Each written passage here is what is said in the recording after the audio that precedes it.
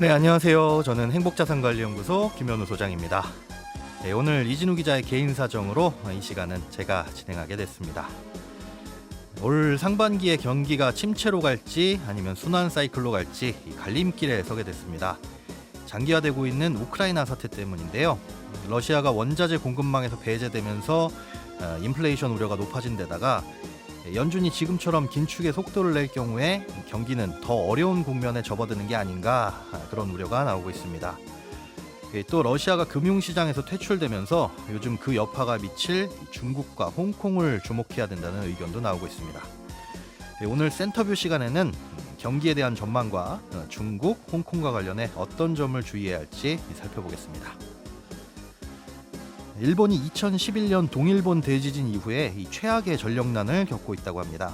최근 후쿠시마현 앞바다에서 발생한 강진 등 여러 요인이 작용하고 있다는데요. 오늘 글로벌 리포트 시간에 이런저런 나라 밖의 경제 소식들도 함께 살펴보겠습니다. 손에 잡히는 경제 플러스 광고 듣고 시작합니다. 네, 요즘처럼 경기 상황이나 자산 시장의 불확실성이 높을 때 뭘 좀 주목해야 될지, 어떻게 대응해야 될지 고민할 게 많아지시죠? 오늘 센터뷰 시간에는 앞으로의 경기 또 주식시장에 대한 다양한 이슈 살펴보고요. 자산시장 포트폴리오 점검해 보겠습니다. KB증권 신동준 WM솔루션 총괄본부장님 나오셨습니다. 안녕하세요. 네, 안녕하세요. 예, 잘하시던데요. 감사합니다. 네. WM솔루션 총괄본부장님. 네네. 요즘에 주식시장 보면 저도 그렇지만 답답합니다. 네. 답답한데 지금 이걸 어떤 단계라고 봐야 할지 좀 시장을 진단부터 해주시면 어떻게 보시고 계세요? 네, 기존의 전망에다가 예. 최근에 추가된 리스크 요인 그리고 이제 결론 이렇게 다시 말씀드릴게요. 예. 계속 작년 말부터 올해를 전망할 때 얘기 드렸던 거는 경기는 이미 작년 봄 정도에 피크아웃 얘기 많이 했었잖아요. 네. 작년 봄 이후에 정점을 찍고 내려가고 있었습니다. 그러니까 경제가 좋으냐 나쁘냐를 따질 땐 좋은데 네. 덜 좋은 상태로 조금씩 이제 밀려 내려오고 있었죠. 나쁜 건 아니고. 예. 그런 상태에서 연준이 이제 경제가 워낙 좋다 보니까 이제 금리를 좀 올리지 않겠는가라는 전망이 있었고요.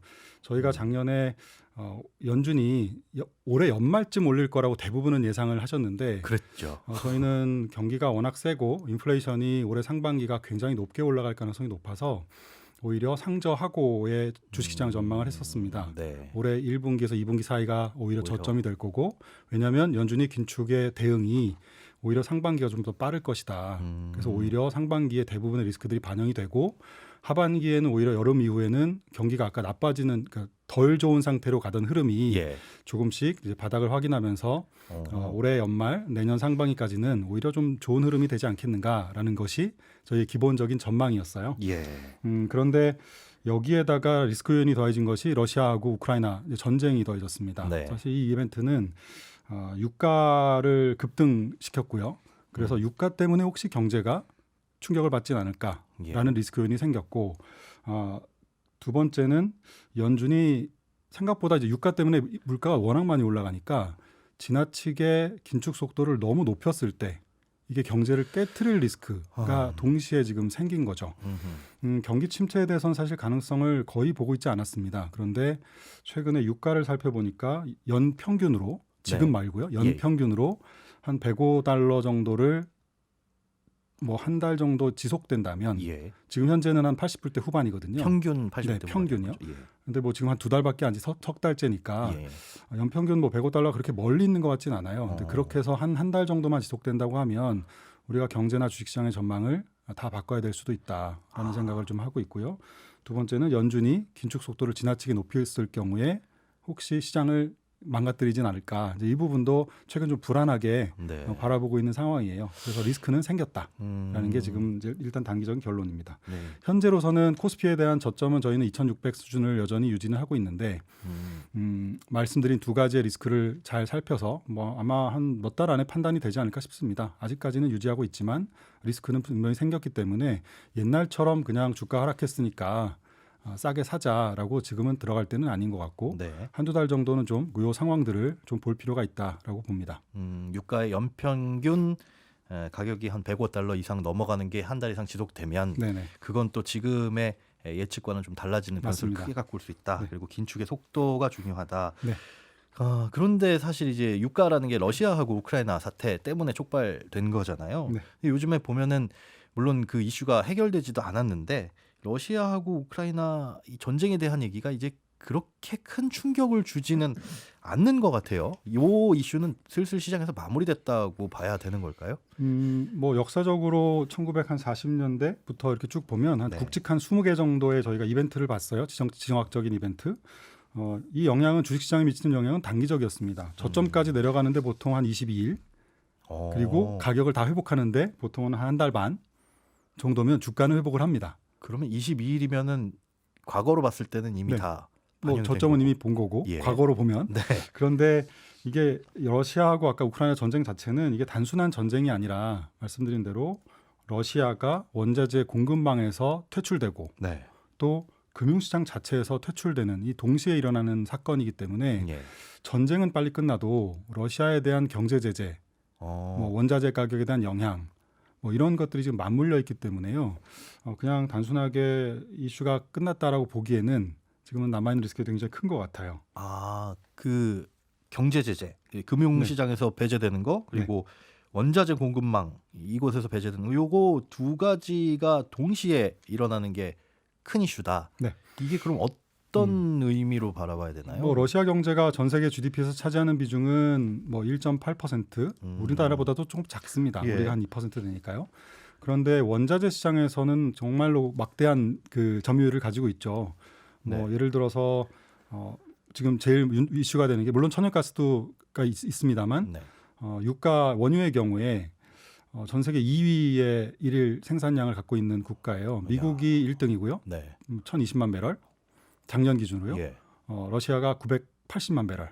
그러니까 거의 비슷한 수준의 그러네요. 1, 2등이고 3등이 사우디 970만 배럴. 1, 2, 3등이 비슷해요. 예. 그다음에 뭐 그 밑에가 쭉 떨어져요. 한 반 이상 떨어지고 이란이 과거에 제재를 받았습니다만 이란의 생산량은 러시아의 4분의 1 정도에 불과합니다. 러시아가 굉장히 그러니까 많아요. 러시아가 상당히 많은 최근 이제 원유 시장의 공급을 가지고 있고 네. 최근에 이제 또 자동차 생산 차질도 걱정을 많이 하고 있는데요. 예를 들면 이 팔라듐이라는 원자재가 있어요. 예. 이게 자동차 매연 장치를 이렇게 좀 그러니까 매연을 좀 저감시켜주는 그 장치를 생산하는 뭐 핵심 부품이기도 합니다. 네. 그래서 이거를 러시아가 한 3분의 1 정도를 전 세계에서 공급을 하고 있고 뭐 이런 영향들이 있기 때문에 또 농산물 시장에서도 밀이라든가 이런 예. 옥수수나 이런 것들의 점유율이 커요. 전체적인 인플레이션을 끌어올리는 부분에 대해서 러시아가 원자재 공급망에서 퇴출됐다는 것은 네. 전 세계 원자재 시장의 수급이 굉장히 불안정하게 움직일 수 있고 특히 작년에 우리가 봤지만 원자재 수급이 잘 안 되면 미리 땡겨서 재고를 쌓으려는 수요들이 가수요라고 하죠. 현재는 안 모자란데 예. 혹시 모자랄까봐 그런 수요까지도 지금 얹어지고 있거든요. 네네. 그래서 이런 면에서는 굉장히 좀 그 공급 차질에 의한 물가 영향은 전쟁이 마무리된다 하더라도 좀 장기화될 가능성이 좀 있어 보입니다. 이미 그 전쟁에 대한 이슈는 시장에 다 반영이 됐지만 그로 인해서 촉발되는 다른 문제들에 맞습니다. 대한 것들은 남아 있다. 아까 그 유가 말씀해 주셨는데 네네. 지금 많이 올랐잖아요. 네. 110달러까지 올랐는데 이게 물론 지금 시장에나 뭐 전체적으로 안 좋은 영향을 미치고는 있지만 위험하다라고 볼 만한 수준은 어느 정도라고 볼 수 네, 있을까요? 뭐 이거는 추정하기에 따라 좀 다른데요. 예. 저희가 1, 2차 오일 쇼크 때를 제외하고요. 뭐 그때는 뭐 극단적인 충격이었다고 보면 네. 1986년 이후에 전 세계 경제 규모 대비 네. 석유류에 대한 소비 비중이 얼마나 되느냐를 보면 예. 어느 정도 좀 답이 나올 것 같아요. 보통은 그 아까 86년 이후 현재까지 평균은 한 2.6% 정도 됩니다. 전 세계 경제 규모에서 석유에 대한 소비가 한 2.6% 정도 되는데 네. 그거보다 높아져서 과거의 경제가 위축되거나 침체에 빠졌던 것은 4%를 넘었을 때 그랬거든요. 예. 이 석유 비중이 높아진다는 것은 다른 소비를 할 수 있는 여력이 줄어든다는 뜻이니까 그렇겠네요. 그런 면에서 이제 네. 경제가 위축되는 상황이 나타나는 거죠. 지금은 그러면 현재 아까 80불대 후반 정도 예. 되니까 GDP 대비는 한 3%대 초반 정도로 아직은 조금 여유가 있습니다만 계산을 해보니 아까 네. 105달러 정도를 한 달 정도 지속한다고 하면 이제는 4%를 넘어가게 될 것 같아요. 예, 그러면 물가는 급등하고 경제는 나빠지는 뭐 스태그플레이션 대한 얘기들이 많이 나올 것 같고 네. 그럴 경우에는 우리가 경제 전망을 좀 많이 수정해야 될 수 있다. 긴장감을 가지고 유가 데이터를 좀 보고 있습니다. 이게 점점 더 시간이 갈수록 조금 더 지켜봐야 될 부분 같은데 네.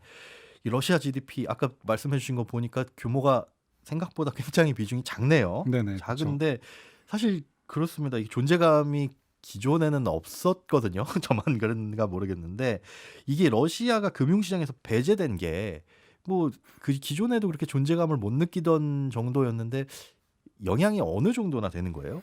뭐 러시아 자체 영향은 별로 없는 것 같아요. 예. 예를 들면 지금 러시아 루블화도 폭락했고 주가는 거의 뭐 한참 더 내려갔는데요. 네, 뭐 정지돼 있는 예. 상태가 어떻게 될지 모르겠고. MSCI 지수에서 이미 러시아가 퇴출이 됐고 네. 외국인들이 그러면 이제 러시아 자금을 그 추정해서 사는 자금들이 다 빠져나가게 되겠죠. 네. 그리고 또 하나는 달러 결제망에서 뭐 스위프트에서 퇴출됐다는 얘기는 뭐 다 알고 계신 내용이니까 예. 그 자체는 뭐 큰 리스크는 아닌 것 같습니다. 뭐 일부 러시아에 돈 빌려준 국가들, 뭐 프랑스나 이탈리아 같은 데들이 혹시 네네. 문제되지 않을까 보고는 있지만 단기 자금 시장이 조용합니다. 아직은. 그러게요. 네. 그 뭐 디폴트 나왔을 때는 이거 큰일 나는 거 아니야라고 네. 걱정은 했는데 실제로 그렇게 크게 네. 뭐가 문제가 생긴 것 같지는 아직까지는 않고요. 뭐 규모가 크지 않아서 그런지 네. 큰 영향은 없는데요. 이제 문제는 2차적인 파급 효과예요. 예를 들면 뭐 첫 번째는 작은 거는 이렇게 시장의 변동성이 클 때는 예. 분명히 약한 골이 어딘가에서 터질 가능성이 있다라는 게 하나 있고 예. 생각하지 못한 다른 그렇죠. 곳에서 그렇죠. 그다음에 더 큰 거는 예. 이게 러시아가 미국하고 적대국의 입장에서 네. 뭔가 꼬투리가 잡히니까 달러 시장에서도 퇴출되고 금융시장에서도 퇴출되더라. 네네. 그래서 러시아가 경제가 굉장히 힘들어지고 있는데 과연 그 다음은 누구지? 하면 이제 상상이 되는 국가가 있죠. 그래서 이제 혹시 중국이 계속 미국하고 티격태격하고 있고 예. 러시아는 계속 중국에 손을 내밀고 있는데 이거 음. 괜찮을까? 중국은 혹시 저렇게 될 리스크는 없나? 이제 이런 걱정을 하게 되는 것 자체가 리스크인 거죠. 사실 그럴 가능성은 없어 보입니다. 워낙 중국 경제가 전 세계 경제에 차지하는 비중도 크고 러시아에 비해서는 뭐 예. 훨씬 미국 경제나 미국 기업에 연결돼 있는 것도 굉장히 커요. 예. 그래서 아직은 쉽지는 않지만 네. 혹시라도 이제 그런 걱정을 상상을 하게 되는 것 자체가 중국의 기업들이나 중국 주식시장을 우리가 가치를 어떤 주식시장 어떤 레벨이 적정한가를 네. 판단하는 데 있어서는 상당한 이제 디스카운트 할인 요인이 될 수 있는 거죠. 그래서 그런 부분에서 조금 리스크는 좀 생기지 않았나 싶습니다. 중국까지도 뭐 네. 그렇게 가능성은 낮겠지만 그거 우려하는 자체가 그렇죠. 더군다나 지금 11월 달에 중간 선거가 있어요, 미국이. 네. 최근에 바이든 행정부가 러시아에 대해서 강경하게 대응하면서 예. 떨어지던 지지율이 올라가고 있지 않습니까? 예. 중국하고도 지금 11월까지는 그런 움직임이 있을 거기 때문에 뭐 쉽지는 않아 보입니다. 흐름 자체는. 최근에 네. 홍콩 증시가 폭락을 했잖아요. 네네. 이것도 뭐 중국 불안하고 같은 맥락으로 봐야 될까요? 이건 어떻게 이해를 하면 될까요? 네, 뭐 같은 맥락으로 보셔야 될 것 같아요. 물론 뭐 내부적인 이슈도 있었겠지만 트럼프 행정부 당시에 그 미국이 해외 기업 책임법이라는 법안을 통과시켰습니다. 이게 뭐냐면 해외 기업 책임법. 네, 미국에 그 상장되어 있는 네. 외국 기업들이 미국 회계감독위원회의 감사를 3년 연속해서 통과하지 못하면 이제는 상장을 금지하는 법안입니다. 마음에 안 들면 퇴출시키겠다. 뭐 그렇죠. 그 뒤로 지금 3년이 흘렀어요. 네, 3년이 흘러서 드디어 3년 연속으로 받지 못한 기업이 생긴 거죠. 왜냐하면 중국 정부 입장에서 보면 왜 중국 기업의 회계 감사를 미국 당국이 직접 들여다보느냐. 정보 유출 이슈도 있고 보안 이슈, 안보 이슈도 있어서 미국도 똑같았잖아요. 그렇죠. 이거는 미국 당국에다 우리가 다 직접 감사를 하도록 허용할 수 없다라는 게 중국의 입장이었고 이제 3년이 지난 3월 8일 날 드디어 중국의 기업 5개가 미국에 상장되어 있는 중국 기업 5개가 상장 폐지 리스트에 이제 올라간 거죠. 미국에 상장되어 있는 중국 기업들이 그 주식 예탁 증서 ADR을 포함해서 280개가 넘습니다. 미국에 상장된 현재 현재 280개가 넘는다고요? 네네. 그렇기 때문에 지금 5개가 작은 기업이 먼저 앞에 이제 실적 발표하는 애들이 리스트가 나온 것이고 앞으로도 이런 이슈들은 계속해서 좀 삐걱거릴 가능성이 좀 있어요. 이런 측면에서요. 그래서 이거는 뭔가 문제가 있어서가 아니라 3년 전에 시행했던 법안이 이제 하나하나 통과가 되면서 기업이 해당되는 기업이 나오면서 생기는 이슈이기 때문에 그럼 시간이 지나면은 비슷한 사례가 계속적으로 맞습니다. 연쇄적으로 나올 수도 있는 거네요. 그럴 리스크가 있죠. 양국에서 뭔가 중간에 중재 완충 장치를 마련하지 않는다면 그래서 이게 앞으로도 계속될 이슈이기 때문에 그럴 때마다 불안하느니 이거 여러 가지 아까 러시아도 눈으로 봤고 러시아가 네. 퇴출되는 것을 외국인들은 최근에 중국 시장에서 조금씩 자금을 빼고 있는 상태고 이런 것들이 이제 뭐 나비 효과가 될 수 있는 부분인 거죠. 이게 생각했던 것 외에 그러니까 네. 홍콩만 들여다볼 게 아니라 네네. 굉장히 넓게 시야를 가져가야 되는데 이 홍콩에 투자를 하시는 분들, 뭐 네. 하시려는 분들 이게 뭐 단기적으로는 어떻게 될 것이다라는 전망보다는 사실 장기적인 흐름으로 봤을 때 이 홍콩 시장이 어떻게 될 것인지 네. 이 홍콩에 투자를 하려면 그 먼 비전까지도 봐야 될 것 같은데 그 홍콩의 미래는 어떻게 혹시 네. 보고 계세요? 홍콩 주식은 사실 우리나라 투자자들은 그 예전에 이제 중국을 투자하는 펀드들이 대부분 다 홍콩 주식을 그러다 홍콩에 보니 상장되어 있는 중국 중국 기업을 주식, 투자했었죠. 그리고 최근에 이제 ELS가 네. 이제 홍콩 인덱스를 H 지수를 상대로 이제 만들어진 상품들이 많습니다. 최근에 폭락하면서 걱정들을 많이 했고요. 근데 장기적으로 보면 물론 단기적으로는 워낙 지금 싸져 있어요. 기업 가치에 비해서 훨씬 더 물론 제가 지금 나쁜 얘기를 많이 드렸지만 그것보다도 더 싸져 있습니다. 그러면 주식은 언제든지 반등을 할 수 있기 때문에 예. 단기적으로는 뭐 나쁜 타이밍은 아닌 것 같아요. 뭐 ELS를 투자하시든 홍콩 주식을 투자하시든 그러나 조금 더 길게 보면 네. 더 장기적으로 보면 미국의 압박이 강화가 되면 될수록 왜냐하면 홍콩의 국가보안법이 이제 통과가 됐잖아요. 제정이 됐잖아요. 그래서 한참 시위하고 뭐 이랬지 않습니까? 그렇죠. 그래서 미국이 계속 편을 들어주면 들어줄수록 홍콩의 입장에서 보면 그 대외 의존도가 워낙 높거든요. 그런데 미국하고 자꾸 이제 선을 긋게 되면 결국은 홍콩의 수출의 절반 이상을 차지하고 있는 게 중국이기 때문에 결국 중국의 의존도가 더 높아질 수밖에 없습니다. 이 태생적으로요. 네. 그래서 홍콩이 중국에 반환된 97년도에 GDP를 보면 미국 중국 전체 경제에서 홍콩이 차지하는 홍콩의 비중이 예. 한 28% 가까이 됐어요. 오. 한 4분의 1 이상을 홍콩 경제가 기여했던 거죠. 네. 중국의 경제를. 그래서 지금은 97년에 97년 반환될 당시에. 예. 근데 지금은 3%도 안 됩니다. 거의 굉장히 작아졌죠. 그때 비중에서 10분의 1 수준으로 쪼그라들었네요. 굉장히 작아졌기 때문에 지금은 오히려 홍콩의 그 중국의 본토 자금이 홍콩으로 들어오면서 홍콩이 수혜를 받고 있는 입장이지 반대로. 중국이 크게 옛날만큼 아쉬울 게 많지 않은 그런 상황이고 또 하나는 이 핵심 기업들을 지금 미국에 상장되어 있는 알리바바를 포함해서 네. 몇 개 기업들을 홍콩으로 이제 상장을 시키고 있지 않습니까? 네네. 그래서 과거에는 홍콩이 대부분 다 국영 기업들, 은행 중심의 주식 시장이어서 상대적으로 좀 안정적이기도 했어요. 재미없고. 근데 이제 미국에 상장이 되어 있는 알리바바를 포함한 아주 핵심적인 첨단 기업들이 네. 홍콩에 동시에 이렇게 상장이 되면서 홍콩 시장의 모양새는 좋아졌지만 변동성은 굉장히 커졌죠. 커진. 예. 그런 과정에서 이제 홍콩의 이 뭐랄까요? 현재는 홍콩으로 미국에 상장되어 있는 중국 기업을 홍콩으로 옮기고 있지만 예. 또 중장기적으로 보면 홍콩에 상장되어 있는 첨단 기업들을 네. 중국 본토로 옮겨가는 작업들을 아마 하게 될 겁니다. 그럼 홍콩의 입지가 더 약화가 되겠죠. 그래서 자본시장의 핵심적인 기능들은 상해, 심천 뭐 이런 쪽의 본토로 좀 집중이 되고요. 이 홍콩의 역외 위안화 거래 시장, 그러니까 예를 들면 우리가 옛날에 예. 중국을 투자하기 어려울 때 홍콩에서도 위안화를 거래를 했지 않습니까? 그게 이제 딤섬 본드 뭐 이런 것들이 그런 거죠. 예. 간접적으로 간접적으로 중국을 투자하기 위해서 홍콩에 대체적인 들어갔었죠. 수단 없죠. 예. 맞습니다. 중국은 왠지 커질 것 같고 중국은 투자하고 싶은데 할 수는 없고. 할 수는 없으니까 이제 홍콩에서 거래되는 위안화인 예. 이제 딤섬 이런 것들을 투자한 거죠. 근데 이런 그거를 역외 위안화 시장이라고 부르는데 이 시장을 최근에 이제 마카오로 옮기고 있는 전체적인 전략 자체가 그런 분위기가 좀 있습니다.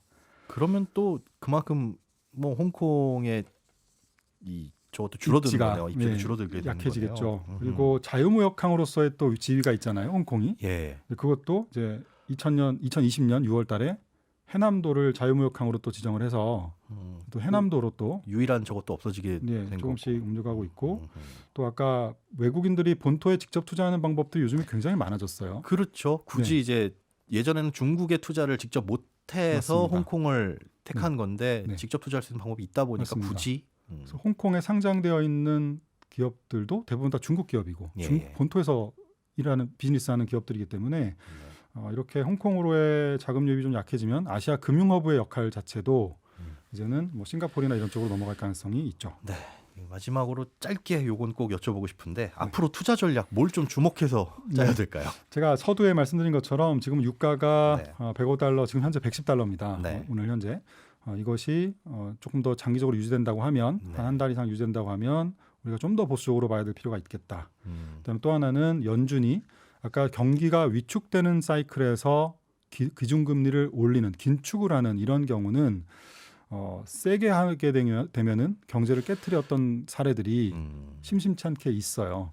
그래서 오히려 상반기에는 긴축을 조금 천천히 가고 네. 오히려 하반기에는 물가가 약간 낮아지더라도 그 경기 사이클이 다시 바닥 찍고 조금씩 올라오는 사이클이기 때문에 오히려 하반기랑 내년 상반기가 조금 더 세게 갈 필요가 있는데 네. 그렇지 못하고 거꾸로 했을 경우 이 경제가 망가질 리스크가 있다라는 거죠. 그래서 지금은 주식을 싸다고 해서 저가 매수를 좀 지난 한 2, 3년처럼 하시기보다는 혹시라도 이 리스크가 생겼을 때 내 자산의 포트폴리오가 네. 이 변동성을 잘 견딜 수 있을 만큼 통화 측면에서 달러를 잘 다변화되어 있는지 혹은 주식에 너무 일변도로 쏠려 있진 않은지 네. 이런 부분들을 좀 잘 점검하셔야 되는 그런 시점이라고 봅니다. 네. 시장 이슈와 전망, 투자 전략까지 들어갔습니다. KB증권 신동준 WM 솔루션 총괄본부장님 오늘 말씀 고맙습니다. 네, 고맙습니다. 네, 놓치기 쉬운 나라 밖 경제 소식 살펴보는 글로벌 리포트 시간입니다. 해담경제연구소 어예진 소장님 나오셨어요. 안녕하세요. 네, 안녕하세요. 네. 드디어. 이렇게 뵙네요. 네, 이렇게 뵙습니다. 네. 잘 지내셨죠? 네. 네. 일본 전력난 얘기네요. 네. 우리가 전력난 그러면 한여름에 에어컨 많이 틀 때 우리나라도 전기 부족합니다. 뭐 이런 얘기들 많이 하는데 이게 지금 여름도 아니고 네. 일본에서 뜬금없이 지금 10년 만에 최악의 전력난을 겪고 있다는 게 무슨 소식이에요? 이게 계기는 지난 그 16일에 후쿠시마현 앞바다에서 발생한 지진 때문이었습니다. 네. 상당히 큰 지진이었는데 7.3 규모였어요. 그러니까 2011년에 발생했던 그 동일본 대지진 때 진도가 9였던 걸 생각하면 굉장히 강한 편인 겁니다. 예. 이 정도면은 뭐 건물이 흔들리는 건 당연한 거고 뭐 사람이 기어가야 할 정도거든요. 김현우 소장님 지진 겪어보셨어요? 예전에 네. 홍천에서 군 생활할 때 밥 네. 먹다가 네. 오르르르 우르르가 뭐예요? 그러고 쑥 우르르. 지나갔어요. 그런 느낌이었어요. 그래서 밖에서 무슨 큰 트럭이나 네. 뭐 탱크 지나가나 어. 그런 줄 알았는데 굉장히 순식간에 지나갔거든요. 나중에 뉴스 보니까 아, 지진이었다고. 오로로가. 그러고 끝났습니다. 그냥 시끄러웠다, 약간 흔들렸다 정도. 저는 일본에서 겪어봤는데요. 잠을 자는데 이렇게 요람에 탄 것처럼 이렇게 왔다 갔다 우리 움직이더라고요. 진짜 TV에서 보는 것처럼 한참 동안. 네네, 덜덜덜덜 아이고야. 오로로 소리 나고. 그죠? 네. 근데 하여튼 이런 상황 때문에 이 당시에 그 동북부 지역과 그 도쿄 수도권 일부 지역까지 200만 건이 넘는 정전이 발생했어요. 그래서 결정적으로 이때 일본의 화력 발전소 2곳이 멈췄습니다. 지난 16일 그 예. 지진 때문에. 근데 엎친 데 덮친 격으로 지난 22일에 기온이 갑자기 떨어지면서 도쿄에 눈비가 내리는 상황이 또 발생을 합니다. 22일에 네, 저희도 한때 추웠던 때 있잖아요. 잠깐 추웠었던 네. 적이 있죠. 근데 제가 어제 일본에 계신 지인한테 전화를 걸어서 좀 물어봤더니 한창 봄이었던 날씨였는데 갑자기 지난 화요일과 수요일에는 겨울 날씨와 같았다고. 하필. 네, 근데 실제로도 이게 영상 2도까지 떨어지면서 이게 좀 춥잖아요. 어우. 네, 그래서 난방 수요가 급격하게 늘어나는 상황이 발생했습니다. 그래서 이날 도쿄 전력이 공급할 수 있는 그 전력 사용률이 90%에서 106%까지 기록을 했는데 이게 쉽게 말하면은 가지고 있는 전력은 10인데 필요한 전력량이 9에서 10을 넘었다. 야. 이런 얘기입니다. 이렇게 되면 우리나라도 전기 부족할 때 네. 뭐 피크 타임에는 좀 전기 좀 덜 써주세요. 네. 절전 운동 같은 거 하잖아요. 네, 네. 일본도 했다고요? 뭐 네, 어떤 식으로 한 거예요? 했어요. 이 22일에 도쿄와 그 도호쿠 지역에 그 전력 수급 위기 경보가 발령이 됐습니다. 네. 그래서 대규모 정전이 우려되는 상황이어가지고 일본 정부와 이 도쿄 전력이 거의 군사 작전을 방불케 할 정도로 긴급 기자회견도 열고 국민들한테 절전을 요청했는데 외신들이 뭐라 그랬냐면 이 일본 국민들이 네. 전 국민적인 모두 함께 절전 운동을 벌였다. 음, 이런 표현을 하고 있었습니다. 전 국민적인. 네, 이 도쿄 타워를 비롯한 그 시내 건물들, 뭐 대형 전광판들, 그러니까 야간 조명 모두 껐고요. 방송사에서도요, 그 조명 밝기를 평소보다 좀 낮춰서 약간 어둡다 싶게, 아, 그 정도로. 네, 좀 방송을 하기도 했어요. 그래서 시민들이 이 기온이 낮아져서 겨울 같은 날씨였음에도 또 실내 난방 온도를 20도로 맞춰달라 이렇게 요구를 했는데 그거를 또 요청에 잘 따라줬다고 그래요. 또 기업 같은 경우에는 전력 소모 또 최소화해야 되니까 엘리베이터 정지하고 야, 그리고 이제 심각했네요. 직원들 일찍 귀가시키고 뭐 그러기도 했고요. 편의점도 뭐 에어컨 온도라든지 그 냉장고 온도 좀 낮게 설정하면서 동참을 했다고 그래요. 그래서 결국에 이 대규모 정전 고비를 무사히 넘겨서 지금은 위기 경보가 해제된 상태입니다. 근데 기온도 지금 다시 회복이 돼가지고 네. 전력 수급 상황 좀 더 나아질 것으로 예상되고 있습니다. 그러면은 이제 고비는 다 넘긴 거고 문제는 네. 없는 건가요? 아니면은 이게 뭐 좀 더 사실 지켜봐야 되나요? 뭐 일본 전력난이 그렇게 쉽게 넘어갈 일은 아니다라는 얘기가 나와요. 왜냐하면 일본이 2011년 그 동일본 대지진 직후에 네. 그 일본 전체 전력 수요의 한 30%를 공급하던 그 원자로를 모두 폐쇄했습니다. 아, 그래서 정부는 지금 한 33개 가동이 가능한 원자로를 좀 재가동하기를 원하고 있는데 국민들 반대가 심하다 보니까 한번 사고가 있었으니까. 네, 그래서 지금 한 10개 정도 재가동이 된 상태예요. 네. 그래서 일본에는 지금 원자력 발전이 전체 전력의 한 10% 미만 정도만 기존에는 30% 정도였는데 공급을 하고 있어요. 근데 이제 빈자리가 있잖아요. 그렇죠. 이 빈자리는 천연가스, 석탄, 뭐 태양열 시설을 혼합해서 공백을 대체하고 있는데 네. 그래서 이전보다는 그렇다 보니까 좀 상대적으로 좀 공급 능력이 약해진 상태로 운영이 되고 있습니다. 그리고 또 여기에 이제 일본에서 이제 향후 10년간 우리가 공급 능력 강화하고 보다 좀 깨끗한 에너지를 얻어보자 이런 목적으로 이 비효율적이면서 환경 오염에 일조하는 발전소들 이런 것들을 좀 폐기해 오던 중이었어요. 그런 게 비효율적이면서 환경오염에 일조하는 네, 거는 이게 좀 비하인드 스토리가 있는데 16년을 기점으로 일본 정부가 그 전력 공급을 독점하던 그 도쿄 전력의 힘을 좀 분산시키기 위해서 네. 일본 전력 시장의 자유화를 추진을 합니다. 이걸 계기로 그 회사들이 전력 소매 시장에도 진출을 하고 이제 경쟁도 늘고 전력 요금도 좀 낮아지겠지. 시장에서 여기저기 전기를 네. 공급하니까 이런 기대를 했었는데 네. 뜻밖의 부작용이 생긴 거예요. 뭐예요? 이제 서로 경쟁해서 일단 우위를 점하려면 고객에게 서로 더 낮은 요금을 제공해야 되잖아요. 그건 부작용이 아니잖아요. 근데 그러려면 이제 전력회사 입장에서는 비용을 낮춰야 되잖아요. 네. 근데 비용을 낮추는 방법을 이제 유지 비용이 좀 많이 들면서 비효율적인 예비 발전소들을 폐기하는 방식으로 해왔던 거예요. 아. 그렇다 보니까 이제 긴급 시에 쓸 인프라의 핵심들이 사라지는 결과로 이어진 거죠. 아. 근데 또 한편에서는 태양열 생산도 감소하고 있고 예. 또 그 공백을 메울 가스나 석탄 발전소도 충분치 않으니까 이제 자원 공급 능력이 조금 부족할 수밖에 없게 됐는데 무슨 일이 있을 때 꼭 필요한 그런데 그렇죠. 평상시에는 필요 없는 것들 네, 이런 것들을 싹 없애버리고 네, 그런데 이제 그런 상황에서 갑자기 이제 지진이나 뭐 지금 저 강추위 예. 아니면 폭염 이런 게 오게 되면 상황이 안 좋아질 수밖에 없는 거예요. 아. 근데 연료가 부족하면 사실 방법은 또 없는 건 아니죠. 뭐 네. LNG 같은 거 추가로 수입을 하면 되는데 LNG는 이미 지금 뭐 비싸잖아요. 글로벌 공급망에 부족에 처해 있고 네. 또 추가로 사오려면 배가 있어야 돼요. 아. 그냥 싣고 올 수 있는 게 아니라 그렇죠. LNG 선이 필요하거든요. 예. 근데 이게 좀 쉽지 않은 과제입니다. 그래서 음. 일본계 그 컨설팅 회사 중에 슐먼 어드바이저리 어드바이저리가 있는데 그 설립자가 밖에서 벌어지고 있는 우크라이나 전쟁이 화석 연료 가격에 미치는 영향과 또 여전히 신뢰도가 낮은 재생에너지 의존도가 높아지게 되면 일본 전력망에 더 큰 불안정을 초래할 수 있다 이렇게 평가를 했습니다. 그러니까 이번에 지진 때문에 뭐가 더 이제 전력난이라든가 이런 게 생기는 게 아니라 이런 그동안에 이슈 누적된 된 이슈가 것들. 있었습니다. 그래서 예. 얼마든지 이런 비슷한 일이 일어나게 되면 네. 똑같은 일을 겪을 수 있다. 네. 네, 일본 전력난. 일본 얘기 나온 김에 하나 더 보죠. 네. 요즘에 일본 엔화 많이 떨어진 것 같아요. 네, 맞아요. 이게 작년 말까지만 해도 달러당 한 103엔까지 올랐던 엔화 값이 네. 올해 1월 초부터 거의 뭐 하락 반전하더니 끝을 모르고 뭐 자유낙하하고 있습니다. 1달러에 103엔 정도 네. 했었는데 지금은 어제 기준으로 한 121.64엔까지 와. 떨어진 건데요. 그러니까 환율은 오른 거죠. 그 엔화 가치는 확 떨어진 거죠. 네. 그러니까 지난 화요일에는 또 120엔대까지 떨어지면서 2016년 2월 이후에 6년 만에 최저치를 이야. 기록했습니다. 보통 엔화라고 하면 경제가 뭐 안 좋을 때라든지 뭐 금융시장이 좀 위험해질 때 안전 자산으로 여기면서 이제 좀 자금이 몰리는 일종의 피난처 역할을 그랬죠. 하거든요. 3대 안전자산 그럼 달러, 네. 엔, 네. 뭐 금 이랬었는데 근데 이제 지금은 이런 전통적인 역할과는 상당히 좀 대비되는 모습이 나타나고 있는 거예요. 왜 그런 거예요? 왜? 이게 엔화 하락의 배경에는 여러 가지가 있는데 일단은 그 미국과 일본의 통화 정책의 차이점이 있습니다.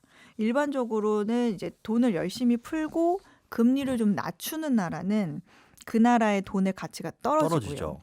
반대로 금리를 높이고 돈을 덜 푸는 나라는 돈이 상대적으로 좀 귀해지니까 그 나라의 돈의 가치는 올라가거든요. 그런데 이제 제이 파월 연준 의장이 이번 주에 그 미국 중앙은행이 급등하는 물가를 억제하기 위해서 네. 보다 적극적으로 금리를 인상할 수 있다 이런 신호를 보냈잖아요. 네, 예. 근데 구로다 하루이코 일본은행 총재는 보다 좀 신중한 입장을 보이고 있기 때문이에요. 그러니까 다시 말하면 통화 완화 정책을 계속 유지하겠다. 일본은 네, 제로 금리 정책을 고수하고 있기 때문이다 이런 건데 그러다 보니까 이제 미국에서는 금리가 올라가고 있고 일본 금리는 계속 낮으니까 네. 돈이 미국 쪽으로 달러 흘러가는 대비. 상황이 돼 있다고. 그럼 달러는 더 귀해지고. 그래가지고 엔화는 또 약세를 보이고 있는 아하. 그런 거예요. 그리고 이제 또 하나의 이유가 더 있는데 네. 일본도 석유 수입에 대부분 의존을 하고 있어서 지금 치솟는 원자재 가격, 특히 원유 가격 비싸졌잖아요. 예. 근데 그렇다 보니까 일본이 8년 만에 가장 큰 무역 적자를 기록했고요. 아. 경상수지도 적자를 기록했습니다. 일반적으로 경상수지 적자가 나면 일본으로 들어오는 달러보다 일본 밖으로 나가는 그 달러가 더 많다는 의미이기 때문에 그렇죠. 네, 일본 안에서는 달러가 귀해지고 그것 때문에도 귀해지고. 그래서 달러 가치는 올라가고 상대적으로 이제 일본 돈, 엔화 가치는 떨어집니다. 이건 우리나라도 사실 마찬가지죠. 그렇죠. 네, 우리나라도 석유 수입 가격이 오르면서 무역 수지 월별로 적자 기록하기도 했는데 그러면서 이제 원화 가치 요즘에 하락하고 있잖아요. 예, 네. 달러 많이 오르고 있는데 그 네. 폭보다 지금 엔화 대비 달러, 네. 달러 대비 엔화 가치가 네. 굉장히 지금 많이 떨어지고 있다. 그리고 또 이제 이유를 하나 더 꼽자면 또 있어요.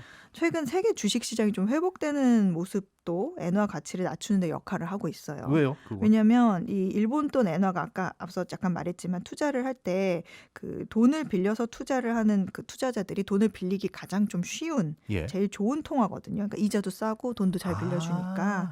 그래서 엔화를 빌려서 투자를 하다가 네. 세계 주식 시장이 안 좋아지면 네. 투자를 멈추고 빌린 엔화를 갚으러 갚죠. 다시 돌아옵니다. 예. 그러면 엔화의 수요가 많아지고 엔화 강세가 되는데 요즘은 투자를 시작하러 밖으로 나가는 투자자들이 많아져서 그러면 너도 나도 밖으로 나가려고 달러가 필요할 거 아니에요. 예, 그렇죠. 그러니까 상대적으로 엔화가 또 약세를 보인다. 이런 설명을 할 수가 있죠. 복합적이네요. 네, 굉장히 복합적입니다. 엎친 데 덮친 격으로. 근데 이거 말씀 들어보니까 단기간에 뭔가 해결될 만한 것들은 또 아닌 것 같아서 네. 엔화 약세는 조금 더 이어지지 않을까 뭐 그렇게 생각은 됩니다. 자, 러시아하고 우크라이나 얘기네요. 전쟁이 지상에서만 재래 전쟁으로만 벌어지고 있는 게 아니라 사이버 세계에서 네. 치열하게 벌어지고 있다고요? 네, 러시아 뭐 많은 분들 아시겠지만 해킹 능력 전 세계 1위거든요. 그렇다 그러더라고요. 예, 그 3년 전에 미국 사이버 보안 업체에서 보고서를 하나 낸 게 있는데 네. 그 러시아 해커가 그 목표물에 침투하는 시간이 18분 49초. 세계에서 가장 빠르대요. 근데 2위가 북한이었거든요. 근데 2시간 20분. 차이가 엄청나네요. 1등과 2등이 지금 사이가 상당할 만큼 그 러시아 해커 능력들이 거의 압도적이거든요. 러시아가 한 8, 9번 할 정도 시간에 이제 북한이 처음 그래도 네. 2위인. 네. 근데 그 러시아가 이 능력을 네. 우크라이나에 지금 쓰고 있습니다. 전쟁이 그 2월 24일에 시작이 됐잖아요. 예. 근데 러시아는 올해 1월부터 그 우크라이나 정부에 경고를 해왔어요. 그러니까 우크라이나 정부 웹사이트 수십 곳을 해킹한 다음에 메시지를 이렇게 딱 띄웠는데 뭐라고 했냐면 최악의 사태를 두려워하고 기다려라. 그러니까 우리를 치자면 막 서울시청 홈페이지에 들어갔는데 거기에 그런 이런 문구가 화법이 탁 뜨는 거죠. 아, 그래서 이때 벌써 이제 우크라이나와 서방 그 사이버 관계자들은 러시아가 이 지상 침공과 함께 디지털 전쟁 벌이겠구나 하는 경고로 받아들였다고 합니다. 네. 근데 실제로 그 경고 이후에 우크라이나 국영 송전 회사의 네트워크 침입 시도가 계속됐어요. 근데 이때마다 우크라이나가 또 빠르게 격퇴를 해서 좀 막아냈습니다. 그런데 이 러시아가 2월까지도 침입 그 시도 실패 횟수가 1년 전보다 3배가 늘어날 정도로 노골적인 공격을 계속하고 있어요. 그래서 지난 횟수 자체가 늘어난 거네요. 엄청 이거는. 늘어난 거죠. 지난 14일에는 그 러시아가 전쟁 첫날 목표로 삼았던 금융기관이 하나 있었거든요. 예. 근데 그 금융기관의 악성 코드가 다시 급증을 한 거예요. 그래서 모든 데이터가 사라질 뻔한 적도 있었습니다. 이게 그러면 지금 그 사이버 전쟁 양상도 네. 러시아 대 우크라이나 이렇게 봤을 때 우크라이나가 상대적으로 굉장히 어려운 상황인 거예요, 이것도? 이게 지상전만큼은 아닌데 네. 그래도 우크라이나가 완전히 밀리지 않는 이유는 이전에 이제 면역과 경험 덕분이에요. 이 우크라이나에 대한 사이버 공격이 2015년에도 있었는데 이때 러시아 해커들이 그 수도인 키예프 일부 지역에 전기를 끊는 공격을 했었거든요. 요즘에 이것도 키이우라고 네, 부르시더라고요. 그 현지 발음으로는. 네. 근데 이후 이제 우크라이나가 교훈을 얻고 이대로는 안 되겠다. 하면서 전문성을 좀 갖게 되고 훈련과 경계 태세를 좀 갖춰왔다. 이렇게 평가를 받는데 그래서 2월까지만 해도 공격 횟수가 그렇게 늘었는데도 당하지 않고 잘 방어를 한 거죠. 예전에 한번 선례가 있었으니까 네. 그때 대비를 한 거군요. 네, 그리고 러시아는 지금도 서방 국가 그 네트워크를 해킹하거나 뭐 우크라이나 군대 이동을 감시하는 전통적인 스파이 활동도 하고 있어요. 그걸 그러니까 해킹을 통해서 하는 거예요. 예. 근데 러시아가 능력만큼 완전히 공격하지 않은 거다. 아직 더 많은 목표물들을 더 세게 공격할 수 있다. 이런 우려가 나오는데 그래서 우크라이나 기술자들이 특히 그 사이버 공격으로부터 민간 인프라를 좀 지켜주십시오 하고 미국의 뭐 시스코라든지 네. 마이크로소프트, 구글 이런 서방 기업들에게 지원 요청을 하고 있습니다. 이게 엊그제 보니까 네. 바이든 대통령이 러시아 사이버 공격 가능성 대비해라. 네. 이렇게 민간 기업들에게 알려줬다고 하더라고요. 네, 맞아요. 이게 러시아 그러니까 동맹 국가들하고 미국들이 러시아에 준 경제 제재 때문에 네. 러시아가 이제 보복할 수 있다. 이게 뻔하니까 그렇죠. 예, 좀 그런 준비를 해라. 첩보로 또 입수를 해가지고 이렇게 발표를 했는데 우크라이나를 침공한 지금 2월 24일 푸틴이 침공 명령을 내린 지 1시간도 안 돼가지고 네. 이미 뭐 중부 유럽 전역 수천 대의 모뎀이 위성과 연결이 끊긴 일이 이미 있었어요. 그래서 뭐 독일 풍력 발전소는 뭐 예비 모드로 전환이 되는 상황도 있었고 뭐 이탈리아라든지 독일 뭐 폴란드에서는 수천 명의 사람들이 사용하는 인터넷이 끊기는 일도 있었습니다. 네. 그래서 뭐 수십 개 군사 관련 모뎀이 작동을 멈추는 일까지 발생을 하는데 그나마 여기는 항상 예비 시스템을 갖추고 있어서 네. 데이터 손실은 없었다고 합니다. 다행이긴 한데 대비해라라고 하지만 어떻게 대비해야 될지는 좀 고민이 깊겠습니다. 네. 네, 나라 밖의 다양한 경제 소식들 잘 들었습니다. 해담경제연구소 어예지 소장 함께했습니다. 고맙습니다. 감사합니다. 네, 손에 잡히는 경제 플러스 마칠 시간인데요. 일요일 아침 7시 5분에 손에 잡히는 경제 주간 하이라이트 시간도 마련돼 있고요. 홈페이지나 팟캐스트 통해서도 전체 방송 내용 다시 듣기 하실 수 있습니다. 지금까지 저는 김현우였고요. 이어지는 제가 진행하는 김현우의 손경제 상담소도 꼭 들어주시기 바랍니다. 더 깊고 더 재미있는 경제 이야기 이진우의 손에 잡히는 경제 플러스.